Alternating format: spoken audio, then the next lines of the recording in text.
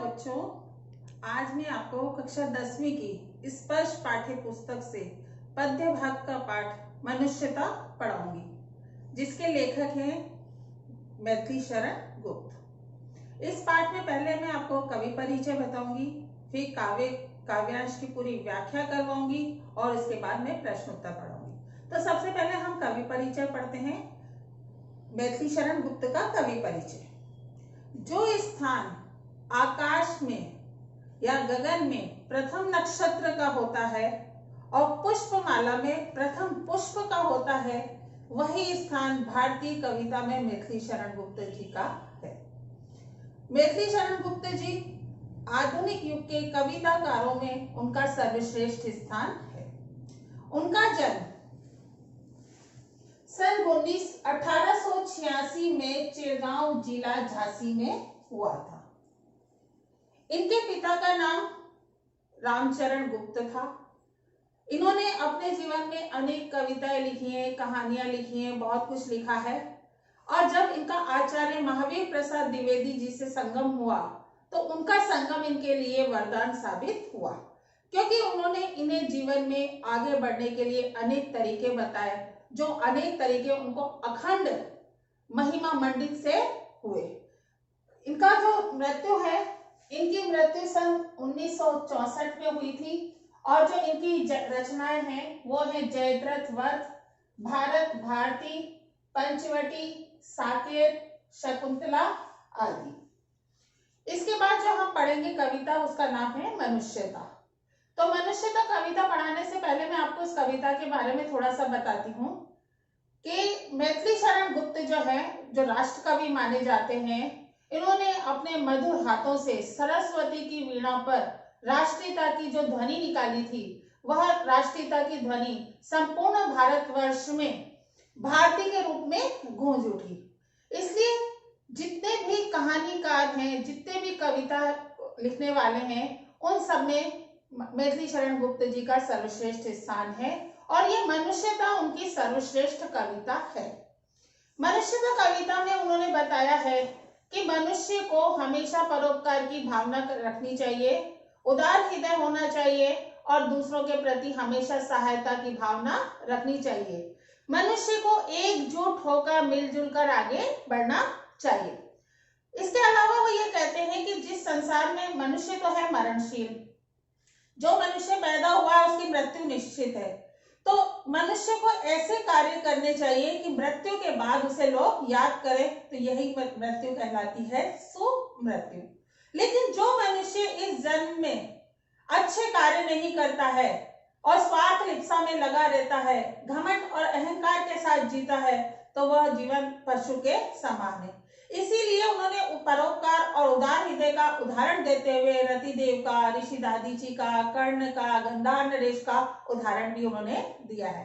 इसके अलावा कहते हैं कि जो महात्मा बुद्ध है, महात्मा बुद्ध जो अहिंसावादी थे, करुणापूर्ण व्यवहार वाले थे, उनकी करुणापूर्ण व्यवहार के कारण ही संसार में उस समय जो सामाजिक रूप से प्रचलित कुरीतियां थी, उन कुरीतियों का उन्होंने विरोध किया, फिर भी लोगों ने उन्हें विनम्र भाव से स्वीकार किया।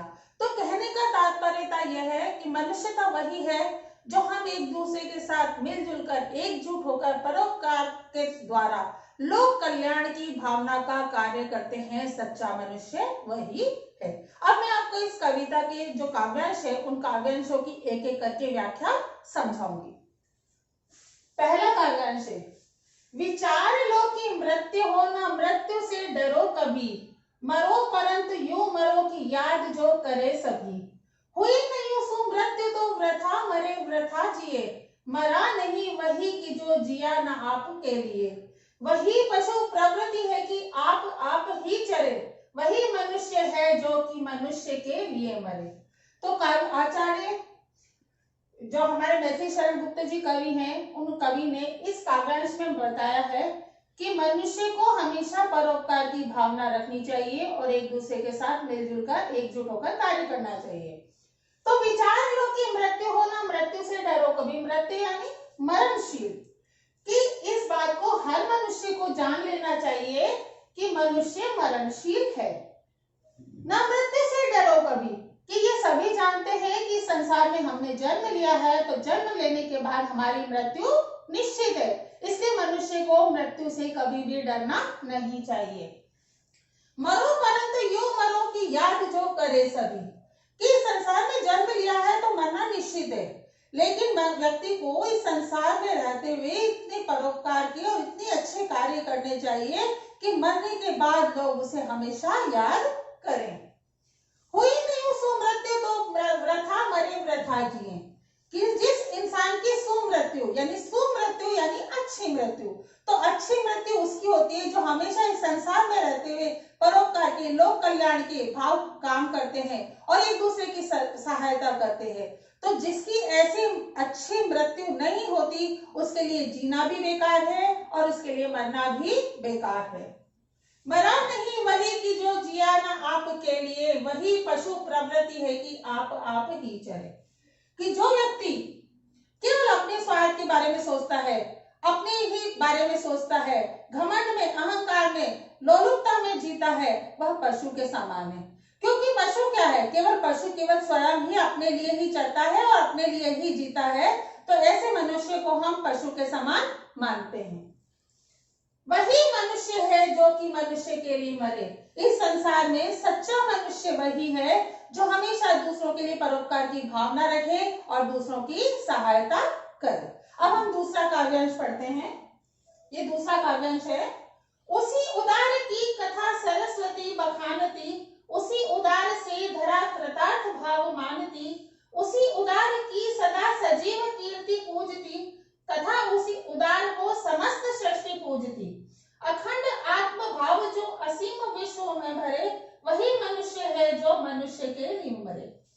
मैत्री शरण गुप्त जी, राष्ट्रकवि मैत्री शरण गुप्त जी ने इस वाले काव्यांश में ये बात आया है कि व्यक्ति को उदार भाव रख करके दूसरे के प्रति कृतज्ञता माननी चाहिए, दूसरे की सहायता करनी चाहिए। तो वो उसी बात को समझाते हुए इस काव्यांश में बता रहे हैं कि जो व्यक्ति उदार होता है यानी कि दानशील होता है, उदार यानी दानशील, दान देने वाला, तो जो व्यक्ति दानशील होता है उसके जो कथा है, उसकी बातें हैं, जो संपूर्ण धरती है, समस्त धरती माता के जो लोग हैं वो हमेशा उनका गुणगान करते हैं। उसी उदार से धरा कृतार्थ भाव मानती, धरा कृतार्थ यानी आभार, तो वो कहते हैं कि जो व्यक्ति दानशील होता है, लोगों के लिए सोचता है, लोगों की सहायता करता है, कि धरती माता भी उसका आभार मानती है।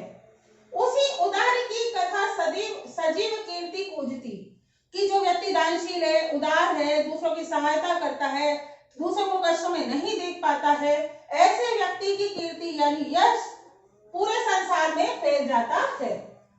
तथा उसी उदार को समस्त सृष्टि पूजती, ऐसे ही व्यक्ति को चारों दिशाओं में उसकी यश फैलता है, चारों दिशाओं में उसका गुणगान होता है और समस्त धरा के लोग, समस्त धरती के लोग जो है वो उसका परोपकार मानते हैं।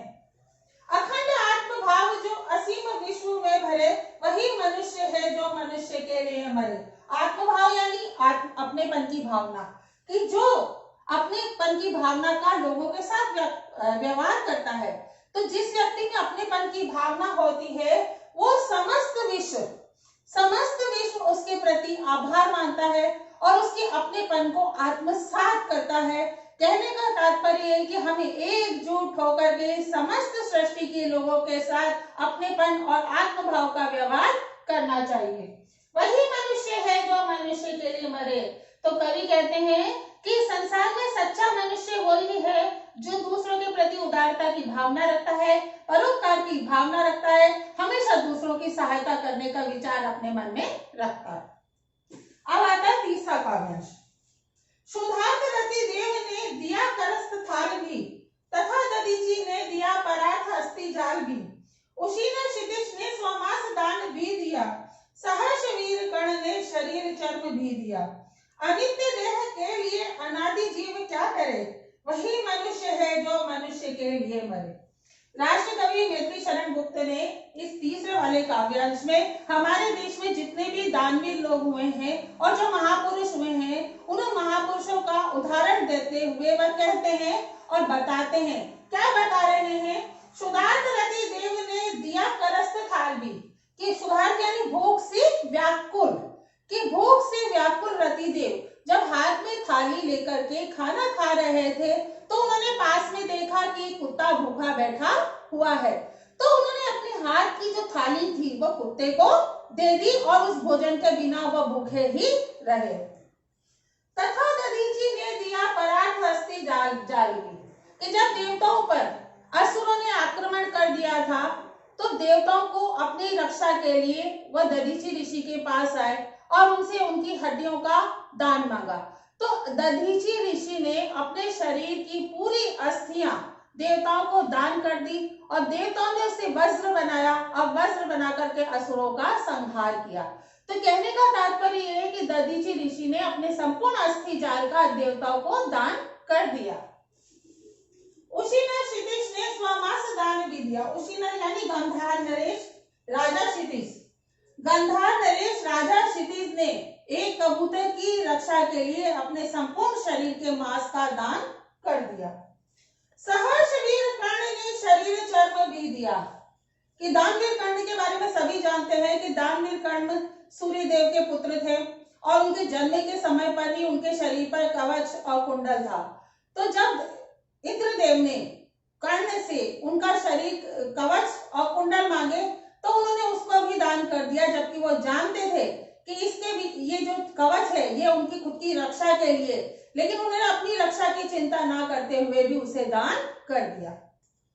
अनित्य देह के लिए अनादि जीव क्या डरे। संसार में अनित्य यानी नश्वर, कि मनुष्य का जो जीवन है वो नश्वर है, वो कभी संपूर्ण चलता नहीं है। तो इस नश्वर देह को बचाने के लिए मनुष्य संसार में बहुत सारे प्रयास करता है। वही मनुष्य है जो मनुष्य के लिए मरे।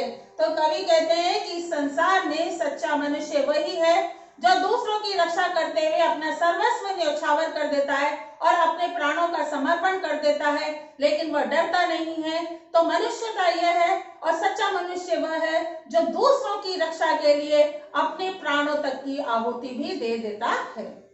चौथा काव्यांश, सहानुभूति चाहिए महाविभूति है यही, वशीकृता सदैव है बनी हुई स्वयं मही, विरुद्धवाद बुद्ध का दया प्रवाह में बहा, विनीत लोक वर्ग क्या न सामने झुका रहा, आहा वही उदार है परोपकारी जो करे, वही मनुष्य है कि जो मनुष्य के लिए मरे।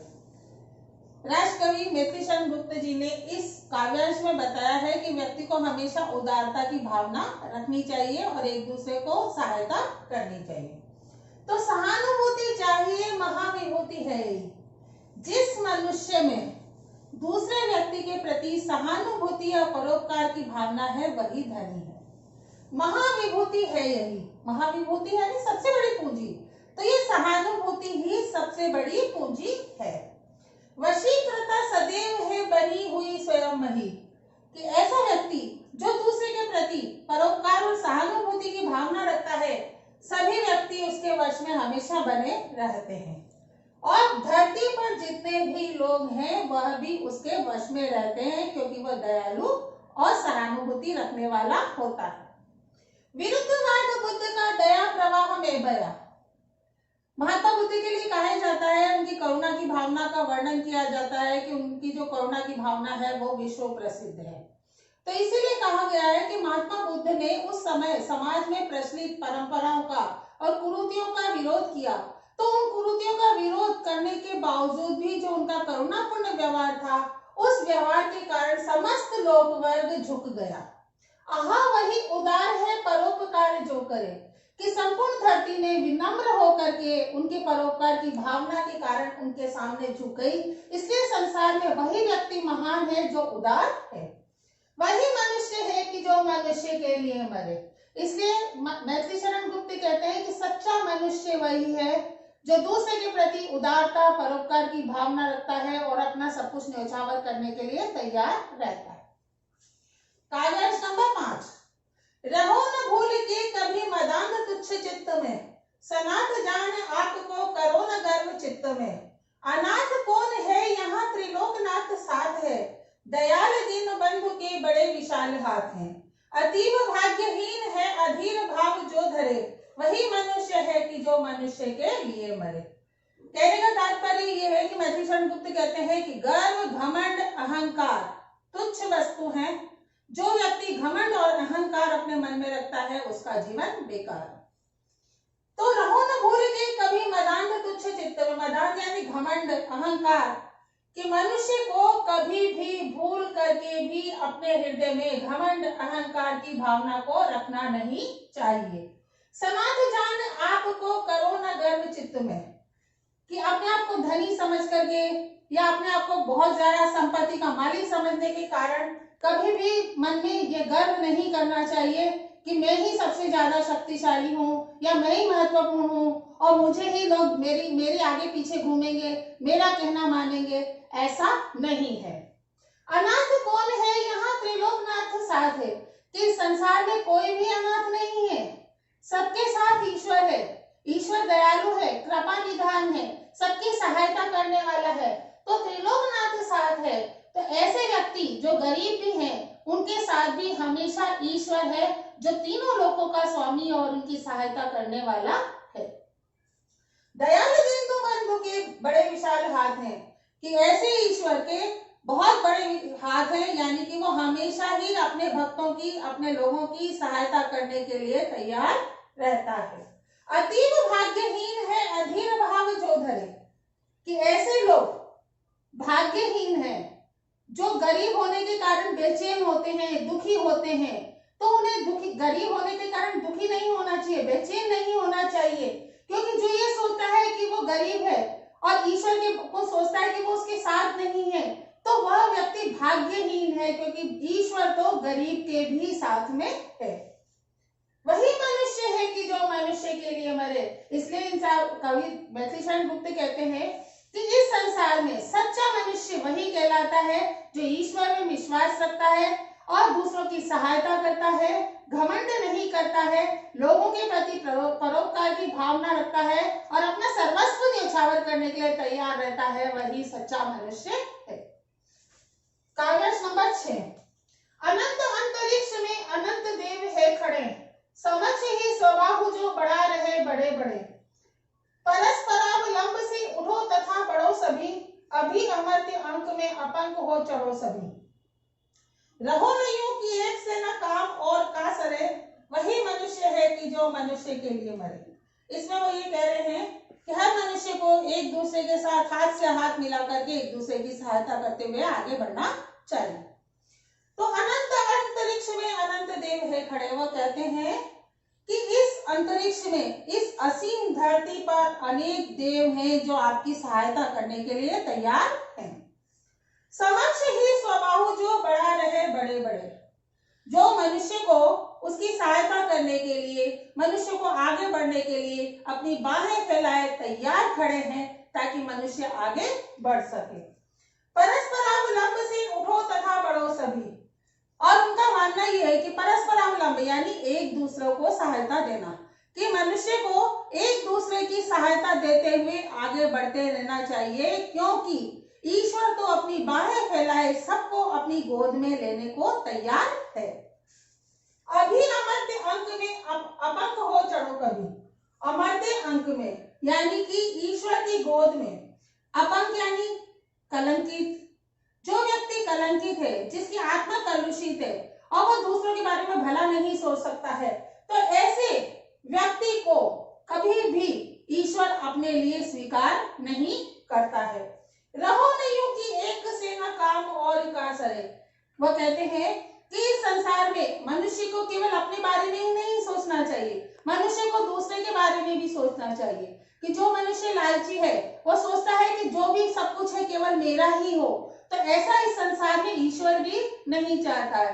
तो हर मनुष्य को एक दूसरे के काम को करते हुए, एक दूसरे को सहारा देते हुए, परस्पर एकजुट होकर के आगे बढ़ते रहना चाहिए, तभी इसी देश में और हमारे समाज में सभी लोगों का भला हो सकता है। वही मनुष्य है कि जो मनुष्य के लिए मरे, तो इसलिए कवि मैथिली शरण गुप्त कहते हैं कि संसार में मनुष्य, सच्चा मनुष्य वही है जो हमेशा दूसरों की सहायता करता है, दूसरों को दुख नहीं देता है, एक दूसरे के आगे बढ़ने में उसको सहारा देता है और एकजुट होकर मिलकर के कार्य करता है तथा स्वयं सभी के लिए अपना सर्वस्व अर्पण करने के लिए तैयार रहता है, वही सच्चा मनुष्य है। 7वां काव्यांश।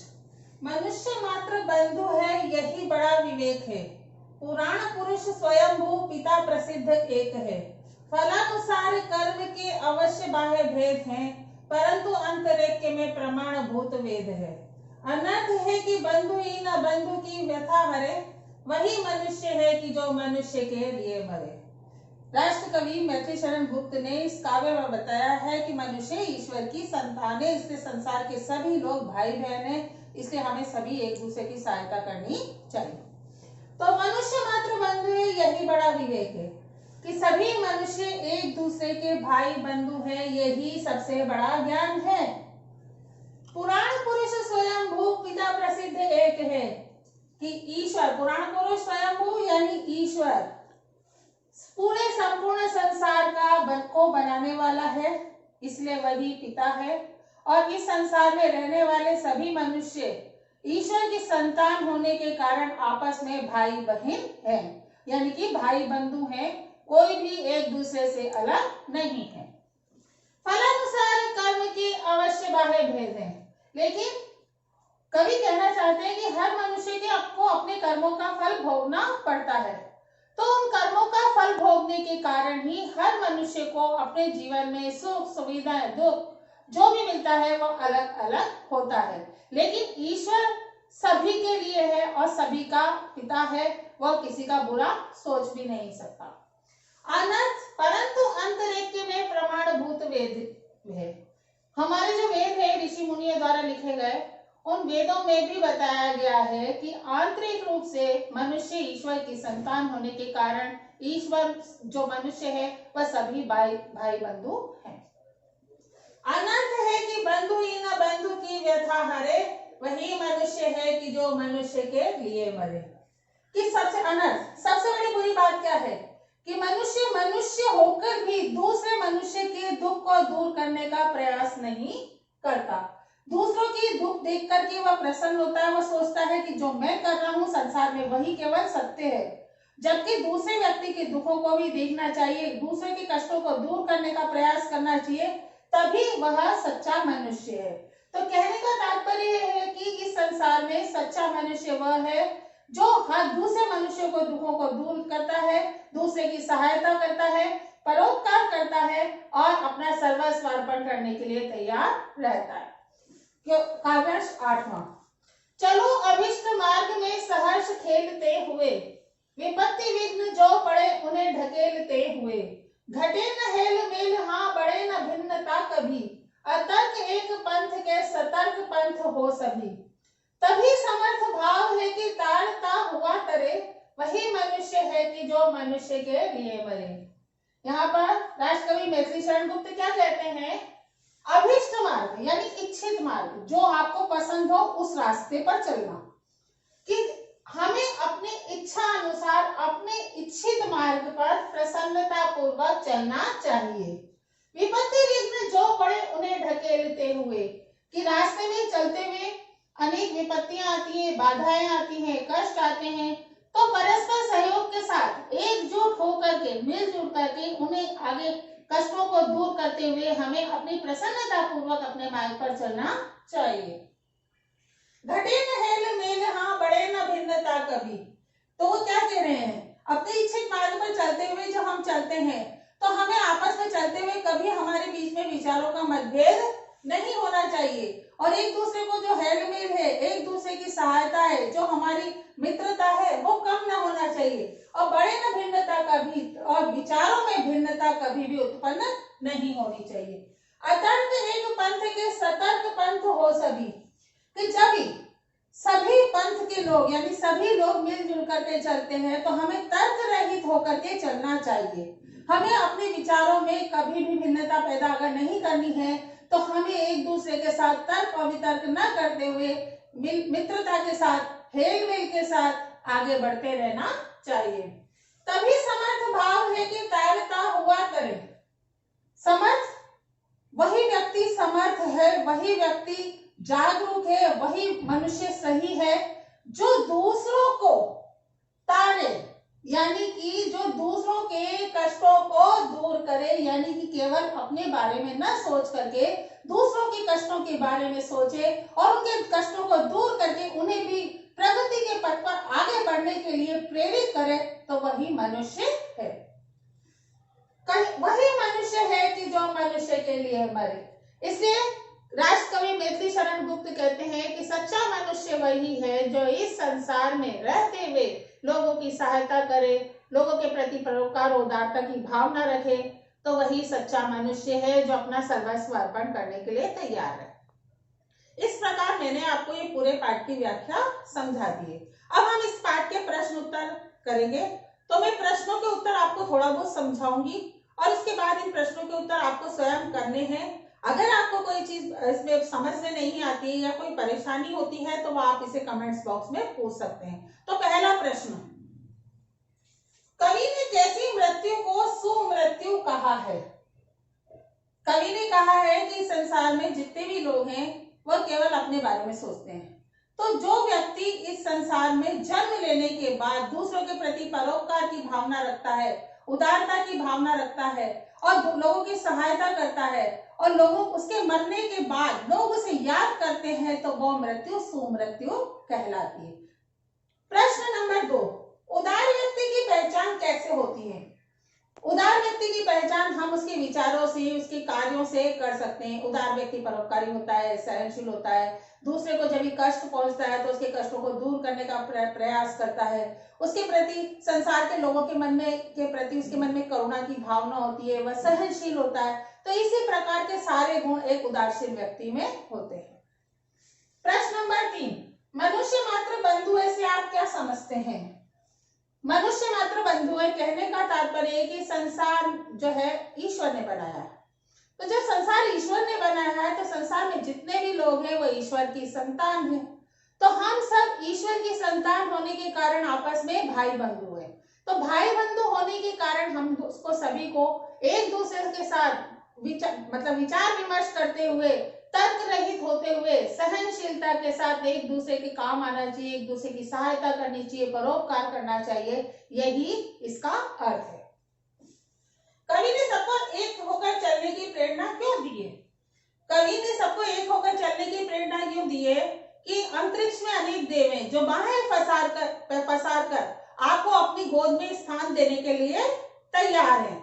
तो मनुष्य को रास्ते की सारी विपत्ति, बाधाओं, कष्टों को दूर करते हुए एक साथ मिलकर, एकजुट होकर के आगे बढ़ते रहना चाहिए, क्योंकि इस संसार में अगर एक व्यक्ति अपने कष्टों को दूर करने का प्रयास करेगा, लोभ करेगा, लालच करेगा, तो वो कभी भी अपने जीवन की समस्याओं को समाप्त नहीं कर सकता है।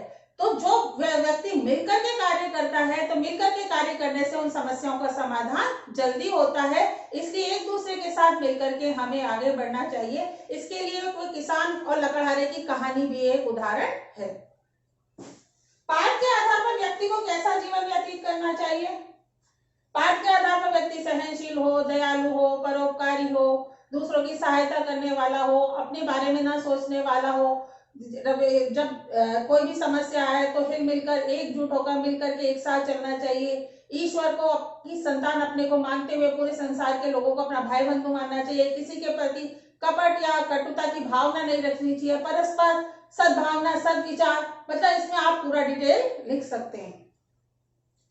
कवि ने मनुष्य व पशु में क्या अंतर बताया है?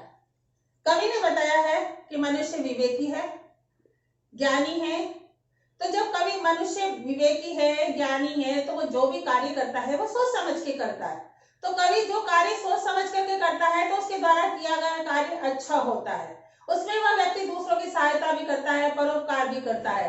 लेकिन मनुष्य के अलावा जो पशु है, वो पशु केवल अपने ही बारे में सोचता है, वो अपने लिए जीता है, अपने लिए ही मरता है, अपना पेट भरने का प्रयास करता है, लोगों को मारता है। तो मनुष्य और पशु में यह अंतर होने के कारण मनुष्य को हमेशा स्वभाव से विवेकी, ज्ञानी, दयालु, परोपकारी और लोगों की सहायता करने वाला होना चाहिए।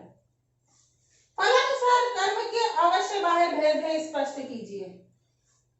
मनुष्य ईश्वर की संतान होने के कारण भाई है, बंधु है, लेकिन फिर भी भाई बंधु समान होने पर भी सबको अलग अलग जीवन मिलता है। कोई धनी है, कोई निर्धन है, कोई गरीब है, कोई सुखी है, कोई दुखी है। तो उनका कहने का कारण ये है कि हर मनुष्य को जीवन में पूर्व जन्म के कर्मों के अनुसार फल मिलता है।